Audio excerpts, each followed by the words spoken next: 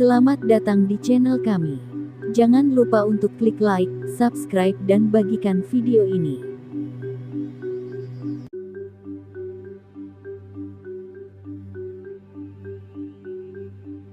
Makna Sabdo Palon dan Naya Genggong. Secara harafiah, Sabda Palon dan Naya Genggong mengandung pengertian untuk dijadikan landasan pegangan yang melekat pada kedua sosok punakawan tersebut. Sabdo berasal dari kata sabda atau perkataan, firman, dan palon adalah pegangan. Berdasarkan definisi dasarnya, palon memiliki arti kayu pengancing kandang ternak, sedangkan naya memiliki arti pandangan pengamatan. Selanjutnya, genggong memiliki arti keabadian. Jadi Sabdo Palon dan Naya Genggong secara umum dan keseluruhan berarti pegangan dengan berlandaskan atas keadaan yang berlangsung terjadi secara berkelanjutan dan abadi. Definisi sebutan inilah yang dipegang oleh kedua punakawan saat mereka meninggalkan Prabu Brawijaya V. Dikisahkan sesudah wafatnya Sang Prabu Brawijaya V, Sultan Kerajaan Demak, yaitu Raden Patah dan Sunan Kalijaga mendengar suara gaib yang berbunyi, "Habislah cinta kasihku kepada anak, walaupun telah mati wujudku, tetapi ingatlah besok kalau ada agama Kauruh, saat itu akan kubalas." Mendengar suara gaib itu, Raden Patah dan Kanjeng Sunan Kalijaga merasa bersalah dan mereka ingin menebus kesalahannya dengan selalu menggunakan jubah warna hitam. Mereka juga menggunakan penutup kepala bernama udeng atau iket atau destar berwarna wulung.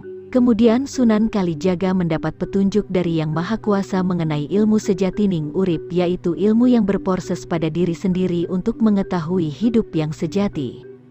Ilmu sejatining urip ini mengajarkan bahwa budi dalam diri setiap pribadi yang menggerakkan kehendak sehingga keluar berupa ucapan atau sabda. Ilmu inilah yang dulunya masih dipertahankan oleh Sabdo Palon dan Naya Genggong, yang dikenal dengan agama Budi. Demi keyakinan ini juga, kedua punakawan ini rela meninggalkan pengabdian mereka kepada Prabu Brawijaya V.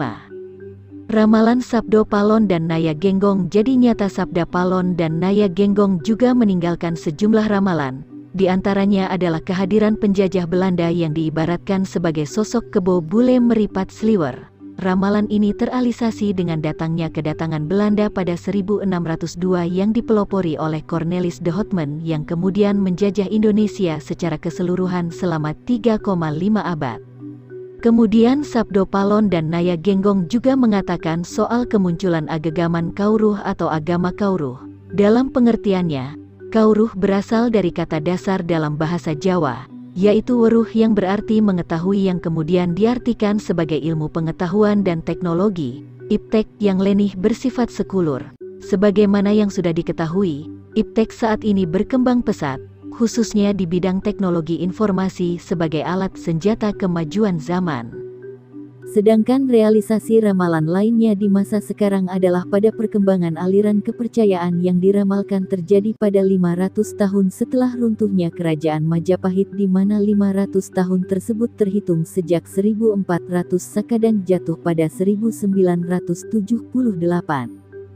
Saat itu, tepat pada tanggal 10 November Badan Penghayat Ketuhanan Yang Maha Esa, RILA, didirikan oleh Der Sutadi yang merupakan bentuk perkembangan dari ajaran Laskar Gerilya Maram atau RILA, yang berada di Yogyakarta di bawah asuhan Raden Aliman. Sementara itu, ramalan Sabdo Palon dan Naya Genggong yang paling kontroversial adalah kehancuran Islam di Tanah Jawa yang terhitung 500 tahun setelah keruntuhan Kerajaan Majapahit. Bait ramalan yang juga dikenal dengan Sabdo Palon Nagih Janji tersebut meramalkan bahwa agama Budi akan kembali berdiri menjadi satu di Tanah Jawa. Ramalan ini adalah salah satu yang belum terrealisasi karena meskipun 500 tahun berlalu dan hingga sekarang pun, agama Islam di Jawa masih kuat keberadaannya di Tanah Jawa.